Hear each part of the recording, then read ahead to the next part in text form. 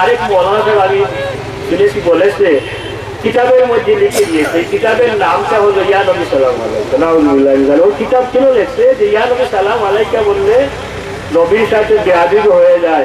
আচ্ছা বলেন তো এই কিতাবটা যে লিখেছে উপরে লিখেছে ইয়া নবী সালাম আলাইকা, তো যেই কিতাবটা দেখবে সাথে সাথে ইয়া নবী সালাম আলাইকা বলবে কিনা?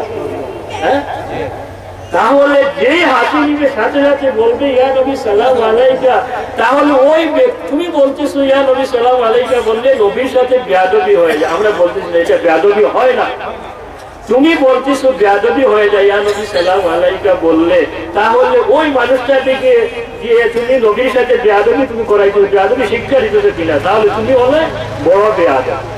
ওই কিতাবের মধ্যে লিখেছে যে আমরা যেহেতু বলি না যে হাজি আমাদের দাদা পীর হাজি আমদাদুল্লাহ মাজির মক্কি নিজে জ্ঞান করেছেন।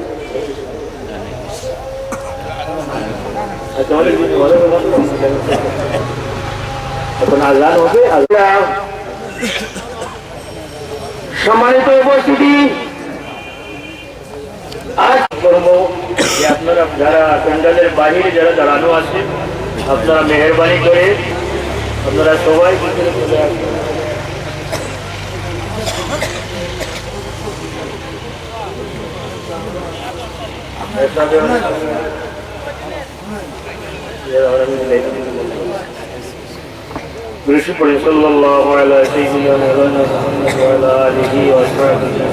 আমি একেবারে সংক্ষেপে আমার কথাটা শেষ করে দিব, যেটা শুরু করেছিলাম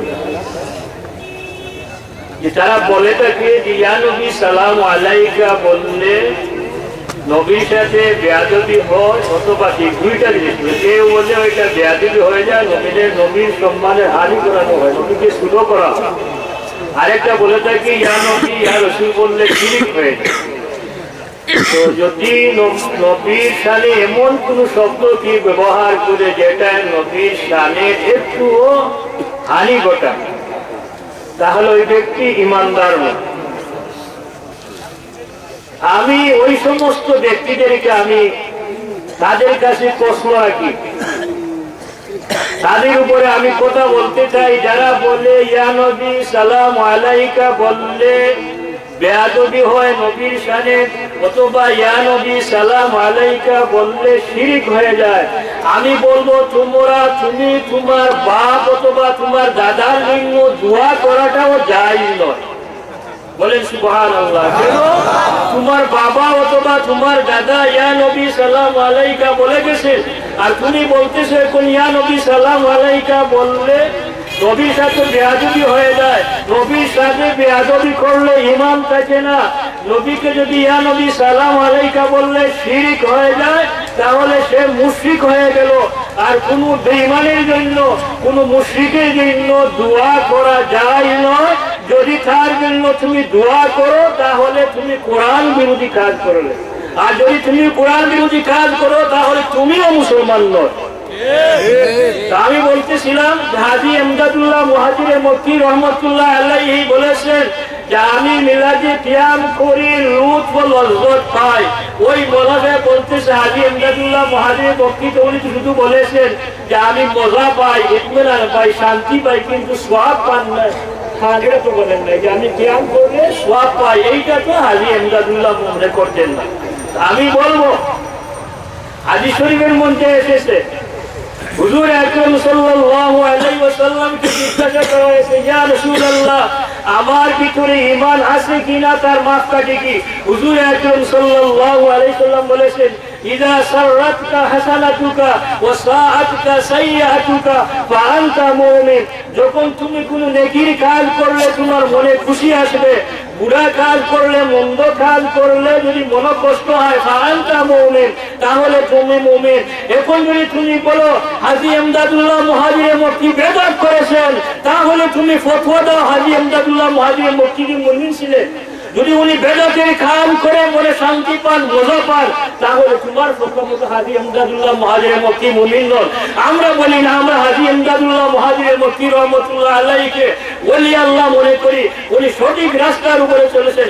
আমি আবার চ্যালেঞ্জ করি তোমাদের সাথে, যারা আমাদেরকে বেদাতি বড় ফুলতলি সাহেব কিবলা রহমতুল্লাহ আলাইহি সম্বন্ধে কটূক্তি করো, তোমাদেরকে বলতে চাই আল্লামা সাহেব কিবলা ফুলতলি রহমতুল্লাহ আলাইহি যত কাজ করে দিয়েছেন, যত আমল করেছেন, সব কিছু কোরআন এবং হাদিস সম্মত।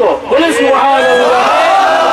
আমি বলবো এমনকি কোরআন হাদিস ছাড়াও তোমাদের যে সমস্ত কিতাব আছে, ফুলতলি সাহেব কিবলা রহমতুল্লাহ আলাইহি যে সমস্ত আমল করে গিয়েছেন, মিলাদ করেছেন, কিয়াম করেছেন, আরো যে সমস্ত আমল করে গিয়েছেন, জানাজার নামাজের পরে দোয়া করেছেন, তোমাদের ফতোয়ায়ে দারুল দেওবন্দে লেখা আছে জানাজার নামাজের পরে দোয়া করা জায়েজ।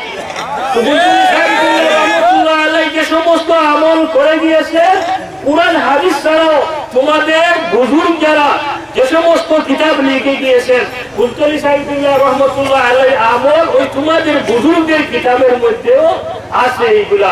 সুতরাং ফুলতলি সাহেবুল্লাহ রহমতুল্লাহ আলাইহি যদি তোমরা বেদাতি বলো, তাহলে তোমাদের বাপ দাদারা তাদেরকে আগে সংশোধন করো, তারপরে আমাদেরকে তোমরা সংশোধন করবা। তাহলে তোমরা যারা সন্তান, তোমাদের বাবা নাই, তোমাদের দাদা নাই,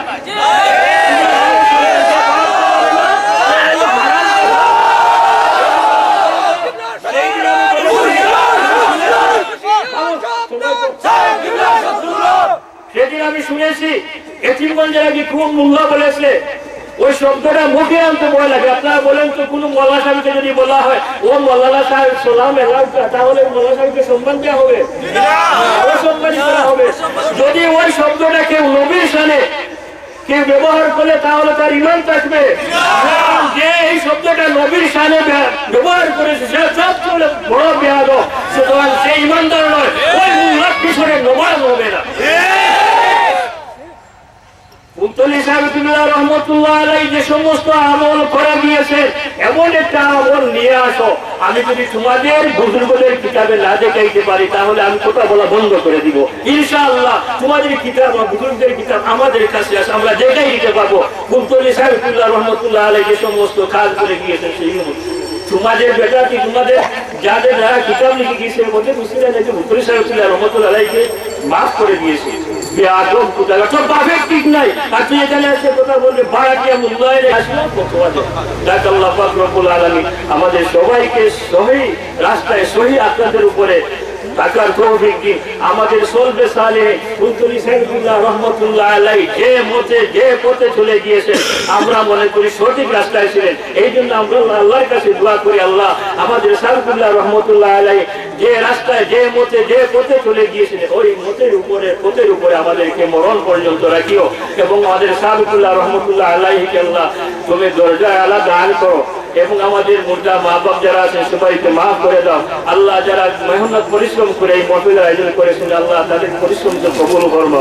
সুবহান রাব্বিকা রাব্বিল ইজ্জাতি আম্মা ইয়াসিফুন ওয়া সালামুন আলাল মুরসালিন ওয়ালহামদুলিল্লাহি রাব্বিল আলামিন।